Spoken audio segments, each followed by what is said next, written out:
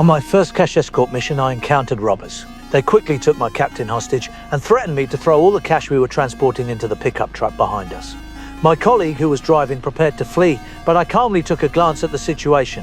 I then pretended to throw the money bags into their vehicle. When they weren't paying attention, I deliberately dropped a bag of cash on the ground. The robber saw the bag and immediately got out to pick it up, not knowing he had fallen into my trap. Sorry, pal. Seizing this opportunity, I swiftly eliminated all the remaining robbers. Who'd you work for? Suck my fucking dick. What did you say? I said suck my fucking dick. Suck your own dick.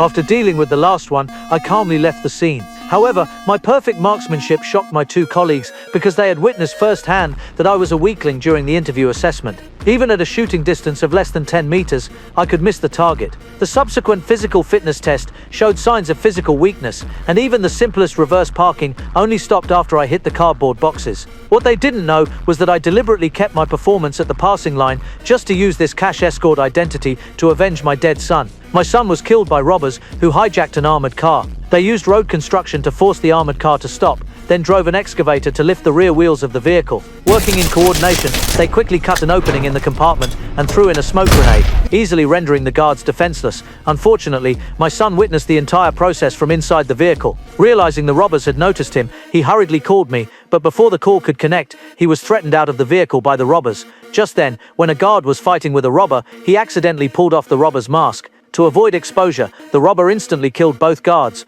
At that very moment, my son also accidentally saw the robber's face. To keep his identity hidden, the robber brutally murdered my son. I witnessed this scene with my own eyes and immediately charged at the robbers, but they knocked me to the ground. Fortunately, I survived. To investigate and find the killers, I disguised myself as a security guard. Unexpectedly, on my very first day on the job, I encountered robbers again. However, my performance quickly drew police suspicion. Although everything seemed reasonable, my supervisor took the opportunity to try to fire me. But the company boss recognized my abilities and let me continue protecting the company. Sure enough, before long, I encountered another robbery. This time, the robbers were extremely skilled. They fired shots to clear the crowd, then sprayed paint all over the car windows to block all visibility. After that, they pumped smoke grenades inside.